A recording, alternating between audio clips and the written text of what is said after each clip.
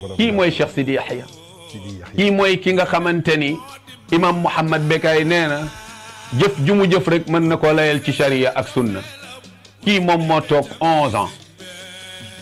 ans yoo xamante ni fa tabarakallahu bokk naa ci njëkk a gane àddina ci xilaafaam mu ni nañ ma tuddee way juróom wa Cheikh bu Mouhamed moom Cheikh Sidi Yahya borom dox ndànk borom wax ndànk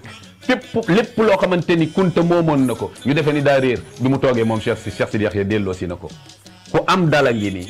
ku réew mépp jox cër ku ñëpp ràññee jox naa la ci tegtal rek bi mu génnee àddina alhaji Abdou Aziz Sy Malick dafa ñëw daal ni dikk naa pour jaale si leen ñu daal ni waa kii fi ñëw kan la mu ne ata ibnu ammikum ya ahla Ndiassane Abdoul Aziz yu azzi xayra iqwan ata dikkal na leen ibnu ammikum seen mbokk ibnu ammikum seen doomi baay yéen waa Ndiassane ñu ni kan moo fi ñëw mu ni alhaji Abdoul Aziz moo ñëw di jaale si ngën gi mbokk kan ngay jaale mu ni Seydi Yahya rafiu siyti wal himami haami shariati bi taqwa wa irfani kii may jaale de ku yëkkati ku tur la waaye moom moo aaroon sharia bi ci lu nëbbu ak lu feeñ kii moom moo nekk ca Ndiassane Saloum ca Latmingué yéem leen fa tabarakallahu